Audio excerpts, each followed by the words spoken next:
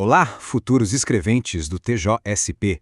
Nossa conversa de hoje é sobre um tema quentíssimo em concursos, daqueles que, se a gente domina, sai na frente de muita gente. Sentença e coisa julgada. Bora desvendar isso juntos?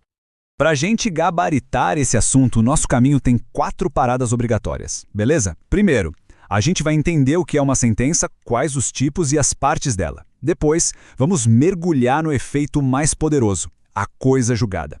Em seguida, a gente parte para a prática, para ver como essa decisão vira realidade. E para fechar, uma revisão daquele jeito, no estilo Vonesp, para nada passar batido. Então, vamos começar pelo alicerce de tudo, né? Entender o que é uma sentença e como ela se estrutura é o primeiro passo, é o fundamental. Sem dominar essa base, fica bem difícil entender o resto. Certo. Então, o que o Código de Processo Civil diz para a gente? De forma bem direta, a sentença é aquele ato do juiz que bota um ponto final na fase de discussão do processo, a chamada fase de conhecimento. É quando ele fala, ok, já ouvi todo mundo, a discussão principal acaba aqui. E essa decisão, olha que interessante, pode tanto resolver a briga em si, o mérito, quanto só encerrar o processo por alguma questão formal. E aqui está uma diferença que, olha, a Vonesp ama de paixão. Presta atenção. A sentença terminativa, ela acaba com o processo sem analisar o mérito. Geralmente é por um problema processual, um detalhe técnico, o processo morre, mas o direito pode ser discutido de novo em outra ação. Agora, a definitiva? Essa vai no coração da briga. Ela decide o mérito com todas as letras. Aqui, a questão é resolvida de uma vez por todas. A palavra-chave para a prova é essa, sem e com mérito. Grave isso. Toda sentença tem uma estrutura básica, quase uma receitinha de bolo. Primeiro vem o relatório, que é um resumão de tudo que aconteceu no processo. Depois, a fundamentação, onde o juiz explica o porquê de estar decidindo daquele jeito. E por último, o dispositivo, que é a parte final, o sim ou não para o pedido. E aqui mora a pegadinha de prova mais clássica de todas. De todas essas partes, a única que fica imutável, a única que faz coisa julgada material é o dispositivo. A banca vai tentar dizer que a fundamentação também faz, mas não caia nessa. E isso leva a gente para um outro conceito importante, a preclusão pro juiz. Ou seja, depois que ele publica a sentença, já era. Ele não pode mais mudar de ideia e alterar a decisão. Acabou a função dele ali. As únicas, e eu digo únicas exceções que sempre caem em prova, são para corrigir errinhos de digitação ou de cálculo e para esclarecer algum ponto obscuro através dos embargos de declaração. Fora isso, a bola passa para o tribunal. Muito bem, agora que a gente já entendeu a sentença, vamos ver o efeito mais poderoso dela. Pensa assim, se a sentença é o ponto final, a coisa julgada é a tinta permanente com que esse ponto é escrito. É o que faz a decisão se tornar de fato imutável e indiscutível. E essa imutabilidade se divide em 2 tipos, outra distinção que é figurinha carimbada em prova. A coisa julgada formal, ela só vale ali dentro daquele processo, impede que a discussão continue naquele mesmo lugar. Agora, a material, essa sim tem superpoderes. Ela impede que a decisão seja rediscutida em qualquer outro processo, em qualquer outro lugar.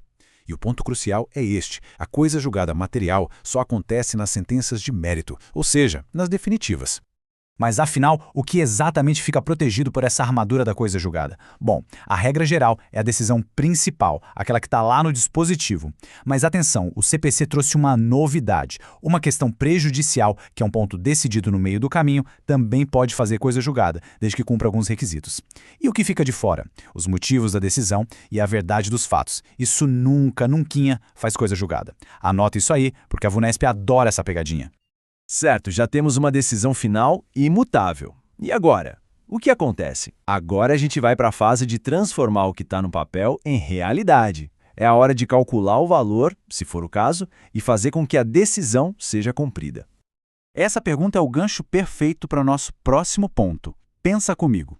Muitas vezes, a sentença condena o réu a pagar uma indenização, mas não diz o valor exato, não diz quanto. É aí que entra a liquidação de sentença, um procedimento específico para a gente descobrir qual é o valor exato da dívida. E como é que se faz essa conta? Basicamente de 2 formas. A primeira é por arbitramento. A gente chama um especialista, um perito, para ele dizer qual o valor. Imagina a batida de um carro, o perito vai lá e avalia o prejuízo. A segunda é pelo procedimento comum. Essa é mais complexa e acontece quando, para a gente chegar no valor final, a gente precisa provar um fato novo que não foi discutido lá atrás no processo principal. Agora sim, com o valor definido, começa a cobrança para valer. E aqui atenção total concurseiro. O prazo para o devedor pagar de boa vontade é de 15 dias. Esse número é mágico para a prova. E se não pagar? Aí a conta aumenta. Entra uma multa de 10% e mais honorários de advogado de 10%. Depois que esse prazo acaba, abre uma nova janela de mais 15 dias, só que agora é para o devedor se defender, apresentar a impugnação dele. Essa linha do tempo tem que estar na ponta da língua. Chegou a hora da verdade. Bora colocar todo esse conhecimento para jogo com questões no estilo exato do que pode aparecer na prova. É o momento de testar, de fixar o conteúdo e garantir que nenhum detalhe escape no dia D. Vamos lá, primeira questão na tela. É para lembrar daquela diferença crucial entre sentença terminativa e definitiva. Em qual dessas três situações o juiz está de fato decidindo o mérito, a questão principal? A resposta está lá naqueles artigos que a gente viu no começo, o 485 e o 487. Pensa um pouquinho aí. É isso aí, gabarito é a letra C. Decadência e prescrição atingem o próprio direito, então são temas de mérito. Já as opções A e B são exemplos clássicos de extinção do processo sem resolver o mérito. São sentenças terminativas purinhas. Quem lembrou disso já garantiu um ponto precioso. Próxima! E essa aqui é uma pegadinha clássica, daquelas que a banca adora para ver quem está atento. A força de lei da coisa julgada material, aquela imutabilidade toda, se aplica a qual parte da decisão? É aqui que os conceitos podem se embaralhar na nossa cabeça. E a resposta correta é a letra C. A questão prejudicial, se estiverem presentes todos os requisitos da lei, pode sim fazer coisa julgada. Agora, a verdade dos fatos e os motivos da sentença? Nunca. Artigo 504 na veia. Essa é uma daquelas regras de ouro que a gente tem que levar para a prova. Para a gente fechar com chave de ouro, aqui vai o checklist da aprovação. Os pontos que precisam estar afiados.